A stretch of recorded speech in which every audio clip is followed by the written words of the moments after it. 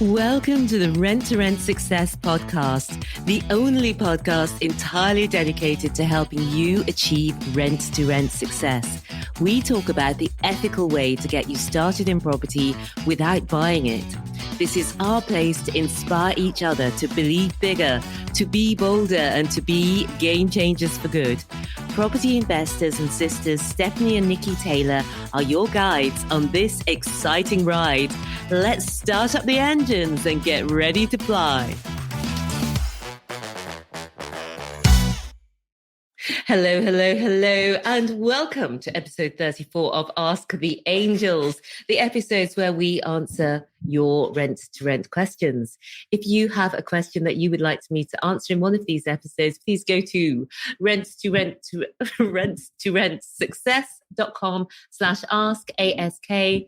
Ask your question there and we will answer it here. Today's episode, we've got another fabulous question for you. And today's is all about shyness. And Olu has asked this question. I know it's something that a lot of people struggle with. It's something we do need to overcome. So here's Olu's question. I'm shy. The idea of speaking to agents terrifies me. In your episodes with Joseph, he mentions that he felt shy too. So my question is, how did he get over it? How can I get over it? And it feels impossible. And I know that many of you will be able to relate with that. So to help me answer that today, I'm not on my own. You will see that we have with us Mark Wilson, who is a global expert on Sales for Introverts. It's going to be golden today. If this is an idea that you can resonate with, if you feel shy or nervous, then you're going to love today's episode. He's founder of Sales for Introverts, which trains hundreds of people all across the world in how to become confident, comfortable salespeople who earn more money. And he's host of the Sales for Introverts podcast. Mark is an introvert and a salesman, and he's used the skills that we're going to talk about today to build his own territory to multi-million pounds in revenue per year in his construction supplies business. So Mark describes himself as definitely, unequivocally, and unashamedly 100% introverted. I describe Mark as fun and funny. And I love the way he says, y'all. So I think you're going to love this episode where he's going to be explaining some of the techniques to unleash yourself to unleash your confident salesperson within. Welcome to the show, Mark Wilson. Hi, thanks so much for having me. Well, it's wonderful to have you with us. It's lovely to have your accent on the show as well. So that's a little bonus for us all. So, Mark, tell us your story. How did you get into Sales for Introverts? Sure. Well, I want to say first that I can definitely identify with shyness to the point of being terrified. Okay. And that's part of my story. It starts at the very beginning when I was young. And here's an American joke for you to start off. You know, people always joke about how much Americans drink sugary drinks and just this constant supply of beverages over here. And in the States, yeah, when you sit at a restaurant, you get free refills just over and over and over again. But as a child, as a young child, you know, less than 10 years old, I was too scared to talk to the waiter and you know, raise my finger and say, could you give me another Coke or a Sprite, you know? And so I had to make my younger sister, who was 2 years younger than me and so much smaller in stature, I would elbow her and be like, look, hey, ask him for a refill, please. So shyness is a big part of my story. And that's actually something that I eventually grew out of. But introversion, I did not grow out of. That is me still. Here I'm in my mid 30s, and I'm embracing it now. And actually, I enjoy it now. So I can definitely say that unequivocally, as you stated. But yeah, I decided to go into sales and as my career path. And I'm sorry, thing keeps going off. I decided to go into sales as my career path. And that's because I intentionally put myself in a position to where I would grow. And I put myself in this uncomfortable position because I knew it was something that I needed to work on in my life. So, and shyness isn't necessarily synonymous to introversion. Like I said, I grew out of being shy, but I chose a career in sales on purpose. So I'm either brave or an idiot. I'm not really sure. Probably a combination of both. It sounds about right. So that's really interesting that you said there, Mark, because I was using them as synonymous. But actually, because I'm an introvert myself, I know they're not synonymous. So tell us, what's the difference between shyness and introversion? Sure. Yeah, shyness is sort of a character trait. My wife is shy, but she's extroverted. And so she again, use the restaurant analogy. She'll ask me to order the food sometimes, or she wants me to talk to the doctor when we're calling about our kids, or she wants me to make these in-person relational decisions and conversations because she's a little bit shy. But I'm not shy anymore, but I'm super introverted. So I don't mind sharing public information with you, but private information, no, it's not going to happen. And it's not going to happen on this podcast either. So don't even try. Okay? Don't ask me any private questions. All right. Okay. That's me told. Yeah. But introversion goes a lot deeper than that. It has to do with your preferences and what you like to do, what makes you happy, how social you are. It doesn't mean that you stay at home all the time and you're a hermit. You just might be more suited to smaller groups, more intimate discussions. Like I just said, private discussions as well, versus being out there, going out to parks, going out to clubs and parties all the time. A lot of people say it's where you get your energy from, and I agree with that to some extent. Yeah. I that was the turning point where I realized, oh my goodness, I'm an introvert. That explains so much, because I really do get my energy from being alone. And I wondered why sometimes in social situations I would start to feel worn out, or but yes, I'm going off the story. So it was good to hear your story. Did we get to the end of it, Mark, and how you came round? We didn't, did we? Well, just long story short, I've been in sales since 2008 now, and I wanted to quit. I wanted to transfer out so many different times, but I just felt out of my element, still felt out of my comfort zone years into it. And just gradually I started to turn the ship in the right direction as I embraced, because I understood who I was, and I was an introvert, still a little bit shy, not a lot, but still a little bit. And I moved the ship in the right direction, so much so that I wanted to start helping others who felt the same way. Other people who are uncomfortable, nervous, even shy. That's great. So anyways, I just started contemplating on it so much. So I was like, wow, I could really make a course about this and make a platform about this, because I feel that motivated and resonating with other people who have the same struggle. So that's why I started Sales for Introverts. Long story short. So Mark, you've been so phenomenally successful in sales. And I know that's one of the things that inspired you, because it started off not looking very good. You were thinking of leaving sales even many years into it. But then you not only turned it around, but you became, a leader in your company. And so I would just like to learn a little bit more about tell us a little bit about that. Kind of how I did it. Yeah, and what the success was, if you can sort of give, I doubled or tripled, I 10x'd, or what was the period and so on. Well, I mean, in my personal career, my sales career, yeah, I 10x'd over how many years? I've changed positions. So at my previous job, I don't know, I maybe five times over my career there over 5 years. And then recently it's been about 10 times over another 5 years when I started over from zero. Yeah. So that's just, yeah, it works. And not all of that's me. I'm not that great of a guy. As far as a salesperson goes, I'm just a normal dude and just trying to figure it out. So that's where we are. Yeah, but using the skills that you're about to tell us about, using some of these techniques, is what allowed you as part of your company to 5x in 5 years, and then really take off and 10x over the next 5 years, and we're talking pretty big numbers here because this is a multi-million pound revenue territory that you're running. And so to 5x and 10x on those sort of numbers is incredible. So I just wanted to make that point about how useful this is, and how even if you were too shy to ask the waitress for a top up, you can really turn things around. So I would love to know, because we do need to be able to sell the idea of renting a property to us to either a landlord or a letting agent.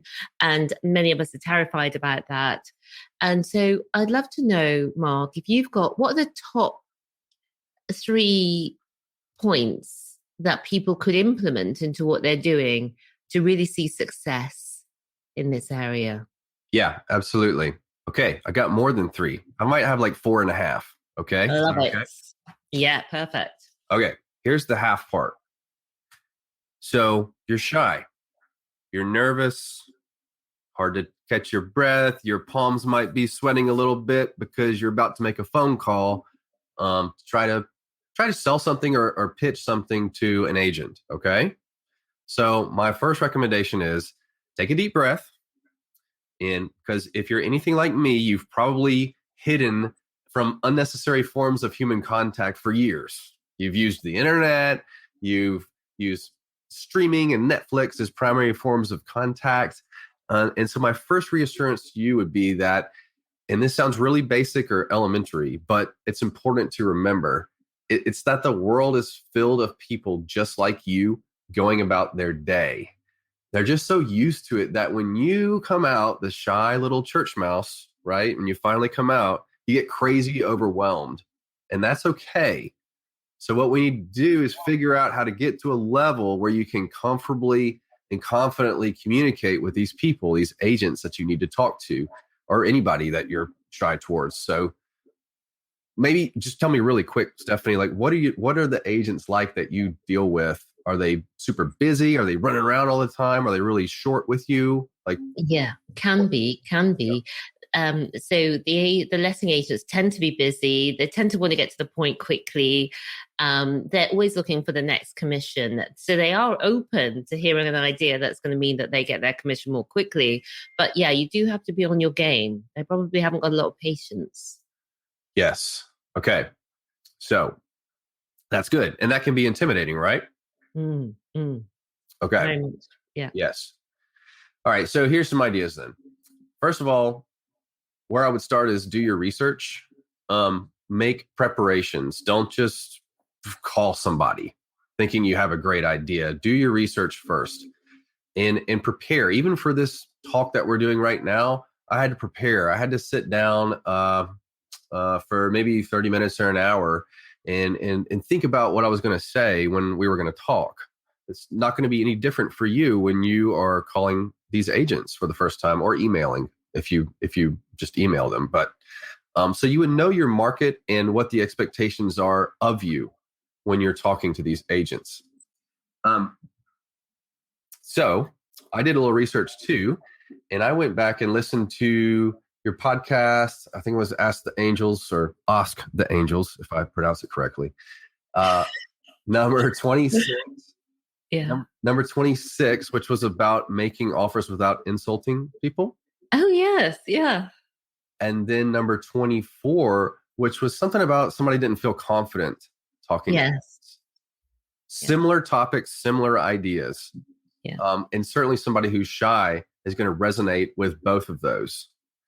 And I think it was in 26. I can't remember, or it might have been 24. You need to listen to both of them. If you're shy, you need to listen to both of them. But you were talking about how, hey, listen, here's all the things that we can provide for you. Here's a laundry list of things that you don't have to do now. Sure, you're going to take less money, but I take so much more of this responsibility, and your life is going to be so much easier listening to my proposal on this particular property.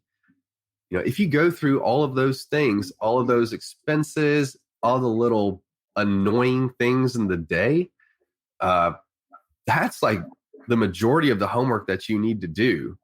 And you don't necessarily have to sound like me when you're pitching it to them, but you can get excited about it and have a sheet that they don't see in the background, but that you're ready to go one by one marking things off the list if you thought about all these benefits that you can provide for them.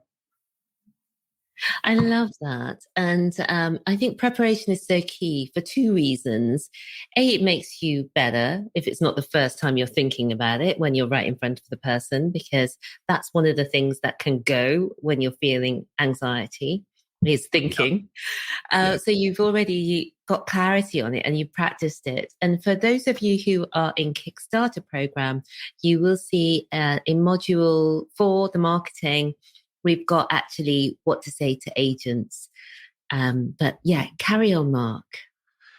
Well, let me just ask you, did you find it interesting or impressive that I referenced 2 of your different podcast episodes by number? Mark, I had written that down to mention that afterwards to say, whoa, Mark, you are a podcast guest and a half. I was loving that.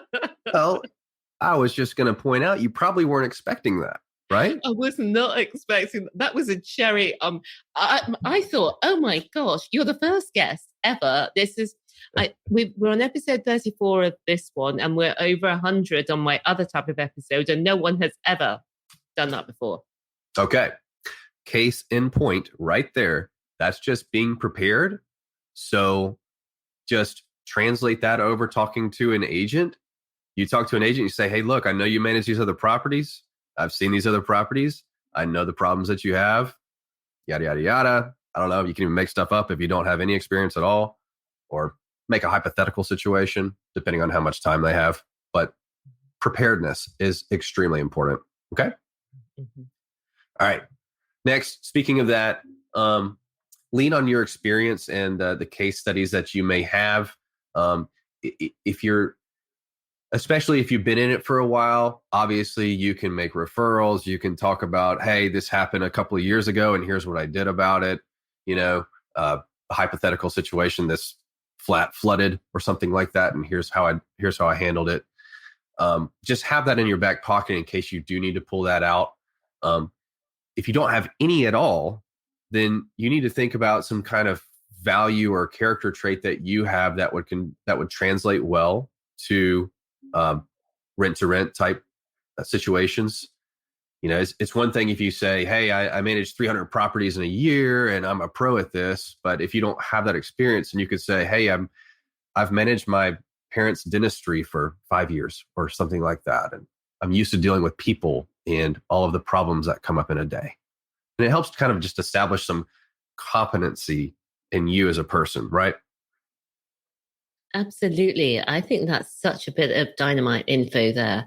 And everybody has something. People can't see it, but I just say, look for what you got. Because, for example, I had somebody who said, oh, I've got nothing. I've got no experience.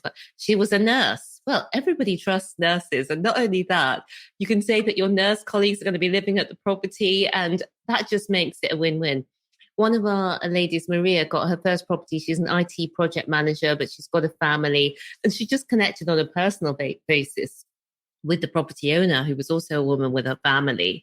And so sometimes that trust built up, and even though it was her first property, she got it. So the connection can be anything, because we're humans. Yes. I was really intimidated before I closed my first, it's $1 million US dollars, but say £1,000,000, it's close enough. A big ticket sale. I've never made a sale that big before, but I had a lot of little minor wins in the past. And so what I did was, when that's a big deal if somebody's going to trust you to handle that much money.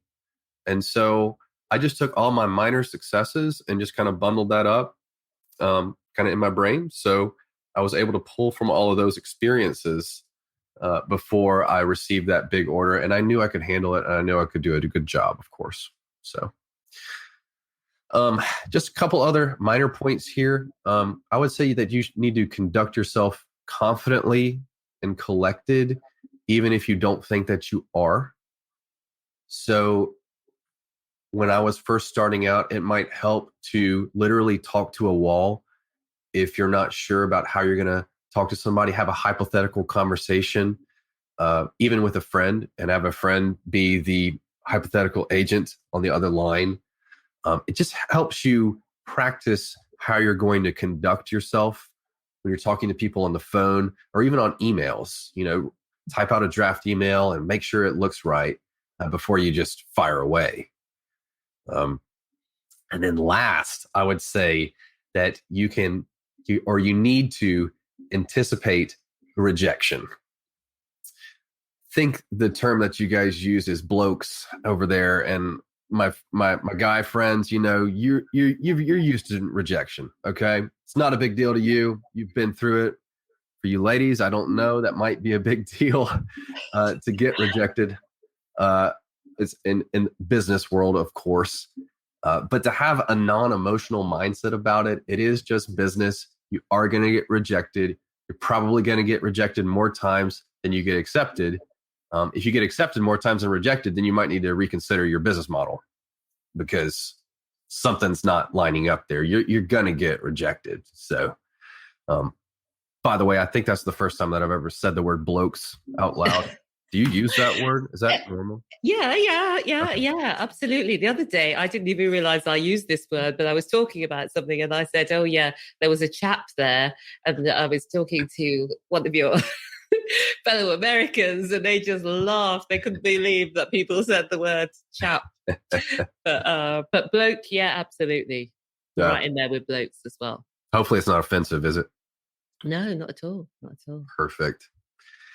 Well, yeah, rejection is part of being, salespeople that do it every day, they know that. But I would say normal people, at your average person that is probably part of your program, you could have a little bit of emotional attachment to it. Be like, look, I put so much time into this and it's my personal property and this is really important to me, and things like that. And I have heartstrings attached to this neighborhood that I grew up in, and I'd be so good at doing this, yeah. And then you get like 5 no's in a row.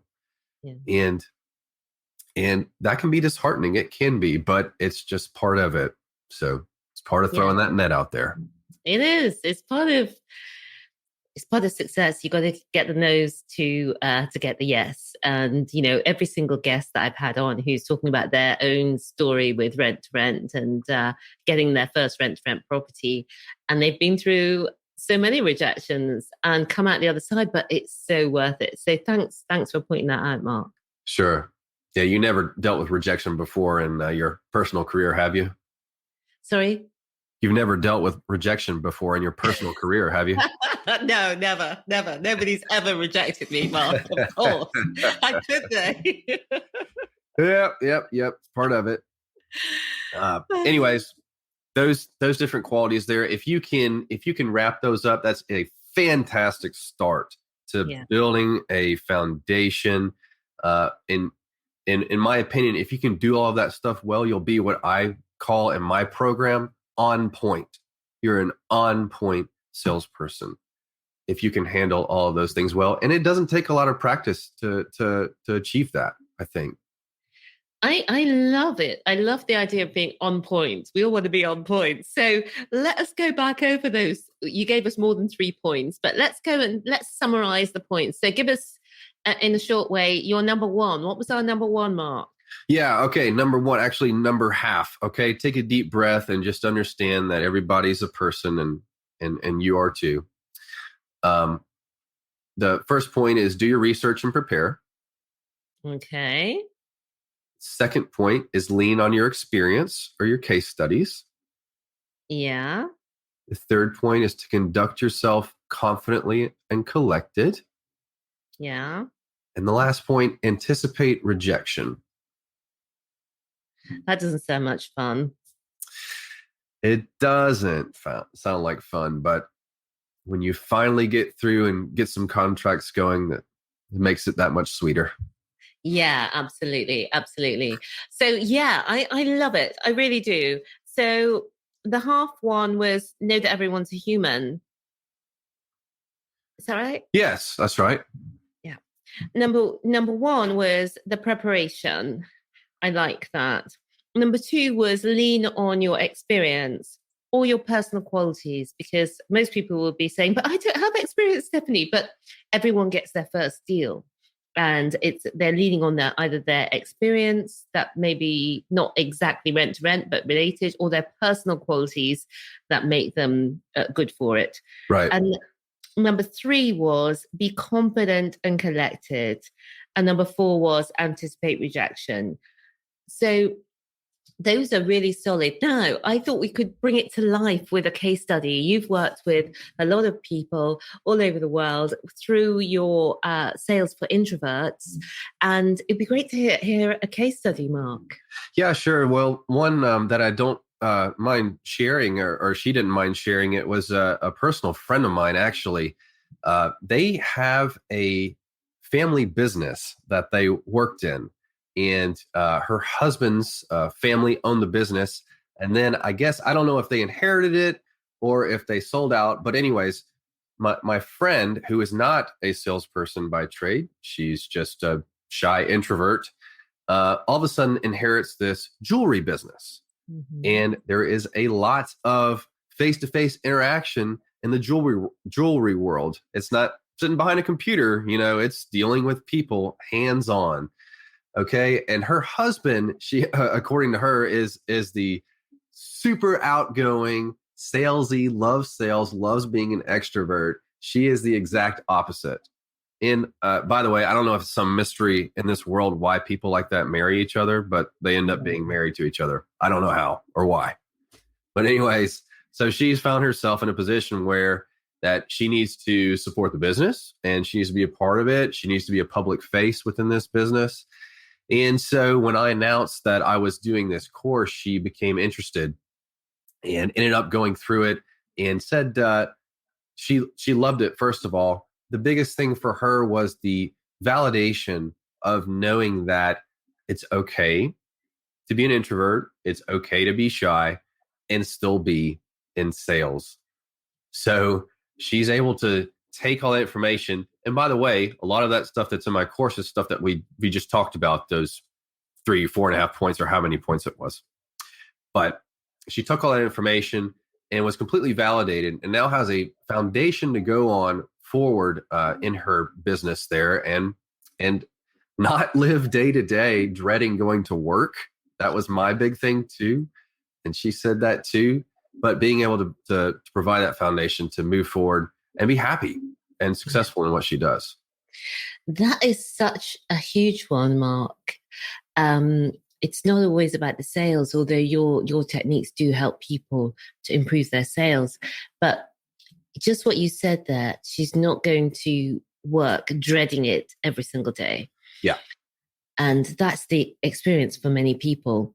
So it's the techniques, small shifts in the mind, big shifts in the life. I think the happiness, the results, everything comes from the change in thinking. Yeah, exactly. That's kind of why I started doing this in the first place, is because I was in the same place. I was in kind of a dark spot, kind of mentally unwell and unhappy with where I was in life. I didn't hate my job, but I just wasn't in the right spot mentally. So I had to reset and figure myself out. And that's things that we have to do as an adult, right? For anybody, so glad to have gotten to that point and glad to have helped her get to that point too. Yeah. And the other thing that just occurred to me is what you were saying earlier when you didn't want to ask the waitress for a refill. But many of us, and I, growing up, I can remember actually crying if somebody would speak to me, not because they said anything against me, but I just didn't know how to act if somebody spoke to me, and I felt so worried. Anyway, you miss out on so much. On that example, it could be, if you're not with somebody who can ask for you, you just miss out on so many opportunities because you're not able to ask, or you're not able to speak, or you're not able to connect or speak to people or learn. So all the opportunities, or many of the opportunities, go past you because the good opportunities have a queue of people who are willing to ask or are willing to connect. So I think doing this work really improves your life so much, way beyond, specifically selling and any pound or dollar amounts. That's right. I want to agree with you right there. You do miss out on a lot. This is coming from someone who's lived through their life and missed out on a lot. And I know I missed out on a lot. And I'm still always going to be an introvert. I'm still always going to want to come home at night and flick on a movie on TV, right? Uh, and that's okay. But still, like during the day, I need to put myself out there to some extent. I can't just be a hermit who sits inside a cubicle and tries to reject all people. That's not a healthy mindset to have.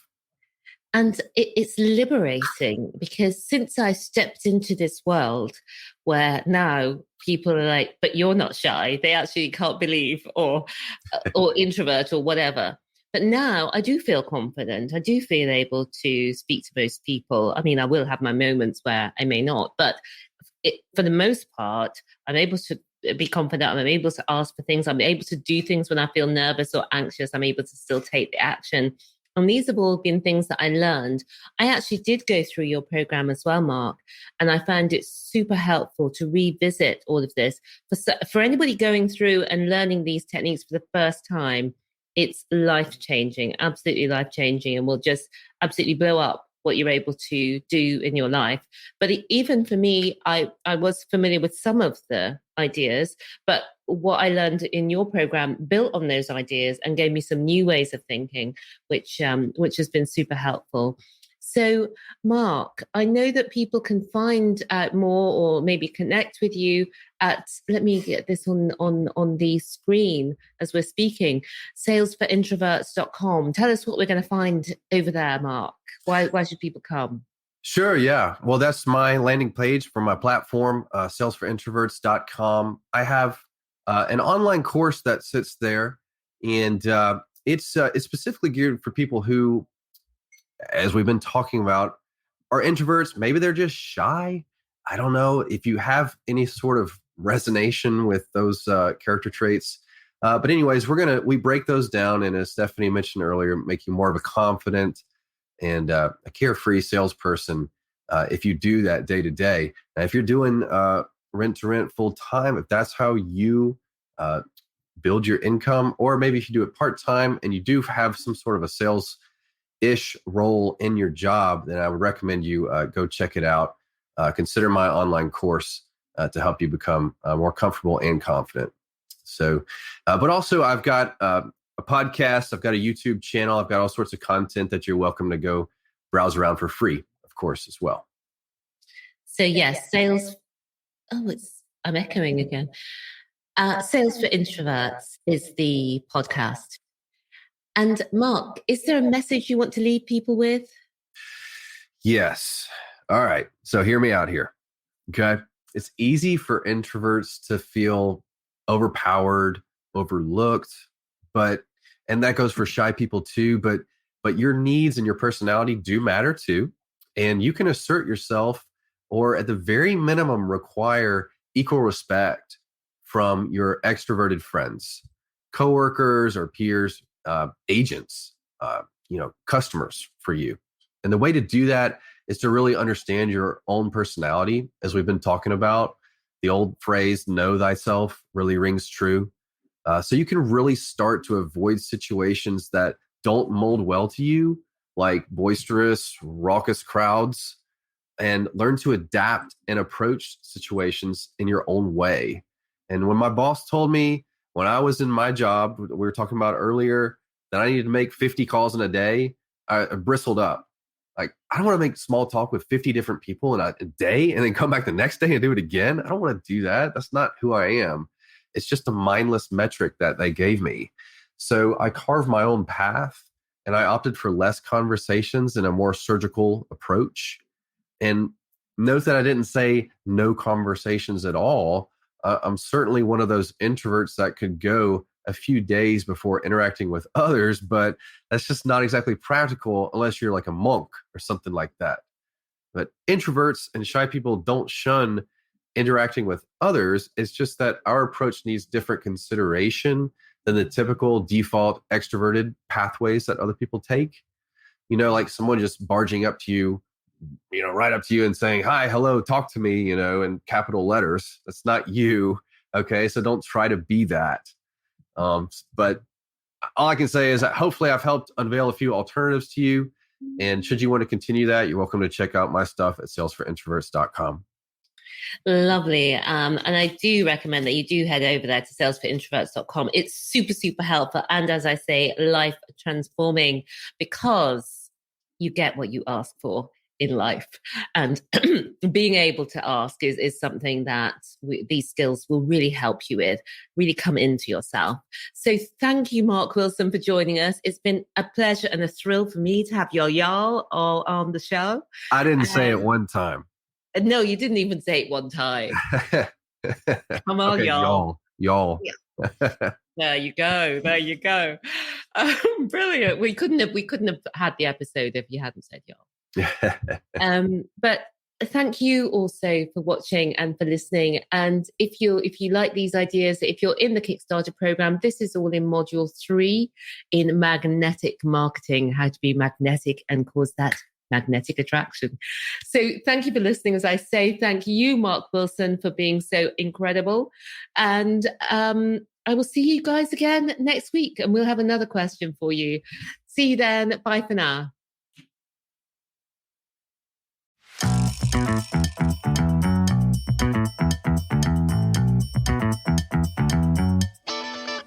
Thank you so much for being with me here today. If you would like more, we've written the #1 best-selling book on rents to rent. You can find it at rents2rentsuccess.com/book. Reviewers on Amazon have described it as the best rent-to-rent HMO book, and also as a definitive reference guide and inspirational. Take your next step today and buy the book. You can find it at rent2rentsuccess.com/book. And I'll see you again next time. Until then, remember, believe bigger, be bolder, be a game changer.